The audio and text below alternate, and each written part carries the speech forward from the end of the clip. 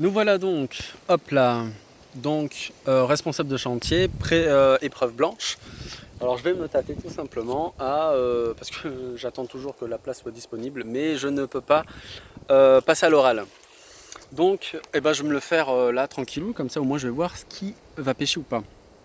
Donc nous sommes sur cette parcelle là.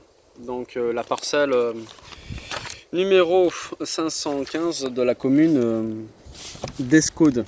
Et cette parcelle fait 10 hectares. Donc tu vois, là j'ai pris mes notes.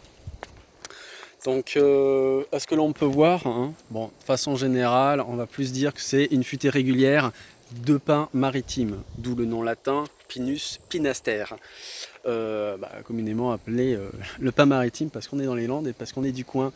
Pourquoi maritime? Parce que climat océanique. Non, je déconne. Alors la parcelle fait 10 hectares.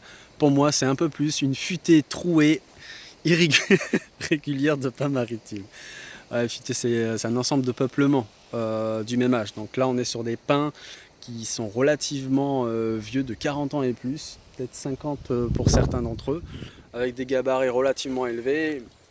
Il y a de quoi faire dedans.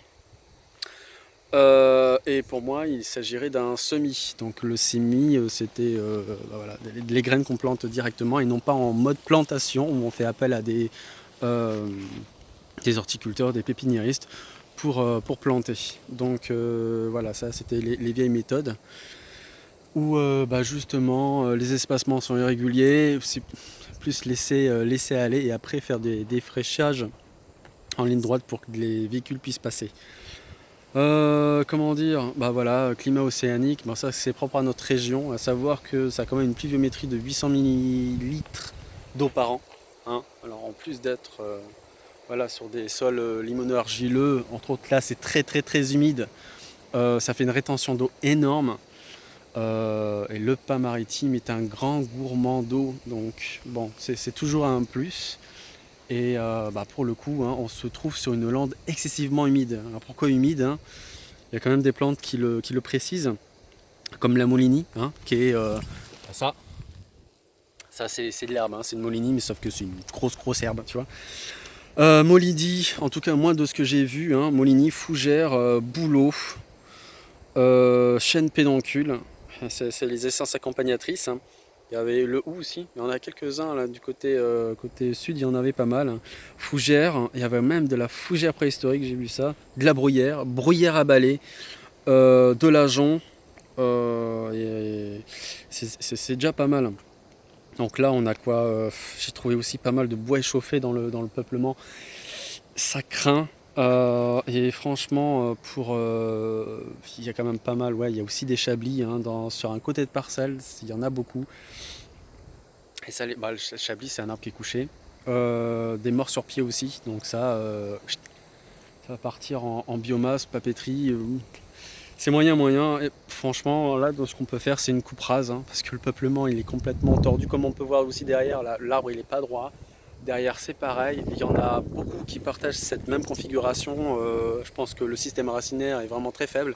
Donc, il vaut mieux faire une coupe rase et refaire après un travail de sylviculteur par-dessus. Parce que là, ça le fait pas trop. Il y avait quoi, ouais, j'ai eu le temps de faire 2 placettes. Les 2 placettes, donc j'en ai fait une, je suis tombé sur. Il y avait quand même pas mal de trous. J'ai pas le petit schéma là, je vais pas le montrer. Il y a beaucoup de trous, donc j'en ai pris un en limite de trous, mais au centre de parcelle, donc où il y en avait quand même pas mal, et une autre derrière. En fait, c'est comme s'il y a 2 morceaux relativement distincts dans cette parcelle. Il y a un gros fossé qui passe au milieu. Et la première partie est excessivement, voilà, il y a un peuplement qui est un peu évasif. Et dans l'autre partie, il est un peu plus dense. Donc j'ai préféré un temps, j'ai essayé de faire à l'œil.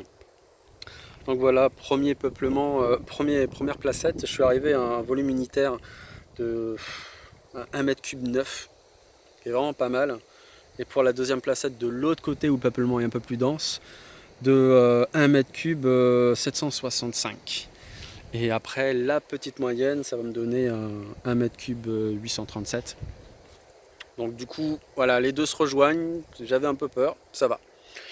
Et donc, j'arrive à une moyenne de 7 tiges et demi par placette. Alors, une placette, c'est 20 par 20. Je compte le nombre d'arbres et là ça me donne le nombre de tiges. Donc voilà. Donc à l'hectare, ça me fait 187,5, qui est compris entre ma première placette de 125 estimée avec la deuxième à 250. Donc je suis vraiment entre les deux. Et généralement, bah, voilà, dans tout peuplement, généralement, bah, voilà, dès qu'on arrive à peu près à 250 voire inférieur, on va se baser et on fait une coupe rase, on va pas batailler. Donc là, je suis déjà en dessous. En plus des trous qu'il y a dans la parcelle, allez, c'est un argument pour dire voilà, je vais faire une coupe rase. Donc j'arrive sur l'ensemble de la parcelle qui est 10 hectares à 1875 tiges. Ça me fait un calcul de 3444 mètres cubes pour l'ensemble, soit voilà 4925 stères et un peu plus de 3000 tonnes. Donc voilà, en fonction de ça, voilà, j'ai calculé le cahier des charges et tout ça. Donc en 250 mètres des souches pour les sbats, du déroulage en 3 mètres pour le solferino qui est juste à côté. Du caissage petit nœud où les nœuds font moins de 4 cm grosso merdo hein, en 2,50 aussi et gros nœud aussi en 2,50. Donc ça, deux catégories différentes pour Mourlan. Et voilà, j'hésite 1,90 papier entre le diamètre 14 et le diamètre 7. Mais vu que dans les aiguilles du pain, il y a une concentration quand même de 66% de phosphore, qui est quand même c'est à prendre en compte, surtout pour un peuplement comme celui-ci, si on veut vraiment replanter derrière. À savoir que une tonne justement d'aiguilles, ça représente 0,79 phosphore pur. Et les branches 0,43 kg par tonne de branches. Donc les aiguilles sont énormément chargées en phosphore, qui est utile pour nourrir le sol. Donc en lui-même c'est bien. Dans tout ça, donc évidemment j'ai compté du tournage, 70 tiges de tournage à compter en 7 jours avec 2 bûcherons pendant une semaine, parce que j'ai fait le tour de la parcelle, j'ai compté 70 tiges à peu près, plus ou moins, AFM. Alors là, 18 jours de boulot et puis le coût de 10 332 €. Débardeur, 22 jours de travail et 15 760 € de prestations. Voilà, et puis je vais avoir pour un total de 99 camions de 50 stères. Donc du bon lourd. La zone de stockage va être là-bas derrière. Où c'est ici, c'est la seule zone de dépôt disponible. Alors le mien, la zone de dépôt va faire quand même 424 mètres de long, c'est pas rien. 3 mètres de long et 4 mètres de haut, gros maxi. Je vais faire la DCT à la mairie, même pour le commencement des travaux. Et aussi puisque ici, justement cet espace-là, c'est une grande ligne de gaz, je vais pouvoir effectivement savoir où sont les zones consolidées ou pas.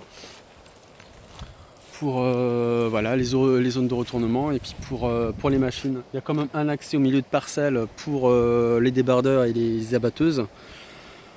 On a quand même la chance aussi, bon ça je ne l'ai pas parlé, hein. On a comme du réseau téléphonique, hein. On est à la pampa mais pas non plus des masses. Ça permet d'appeler les secours en cas de besoin et on n'est pas obligé d'envoyer sur des équipements spéciaux pour les travaux en autonomie pour les personnes qui travaillent toutes seules. J'ai oublié le terme. Voilà, DCT, alors on peut le faire, vu qu'on est sur des petites communes ici, tu peux le faire sur l'ordinateur, il faut aussi prendre au moins minimum 15 jours avant.